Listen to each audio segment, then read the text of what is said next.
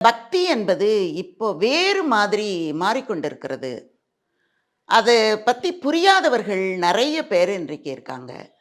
பரிகாரங்கள் என்பதும் வேறு, பக்தி என்பது வேறு என்பதை அறியாமல் இருக்கக்கூடிய இந்த சமுதாயத்தில உணவு முறை மாறிவிட்டது.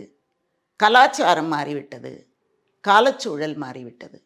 இப்படி எல்லாமும் மாறும்போது, இறைவனை பற்றி வணங்கும் முறையும் கொஞ்சம் கொஞ்சமாக மாறிக்கொண்டே இருக்கிறதோ என்ற ஒரு எண்ணம் உள்ளத்தில் தோன்றும்போது, நம்ம எல்லாருக்கும் ஒரு ஜாதகம் கணிக்கக்கூடிய ஒன்று நம்முடைய திருமுறையிலே இருக்கிறது.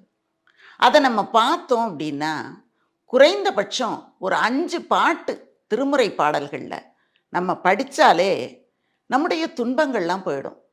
யார்கிட்டயும் பரிகாரத்துக்கு போக வேண்டாம். எந்த விதமான சம்பிரதாயங்களும், சடங்குகளும் இல்லாமலேயே நாம எல்லாவற்றையும் அடைவதற்கான வழி இந்த 12 திருமுறைகள்ல இருக்கு. இந்த 12 திருமுறைகளையும் எழுதியவர்கள், இயற்றிய அந்த ஞானியர்களினுடைய எண்ணிக்கை 27.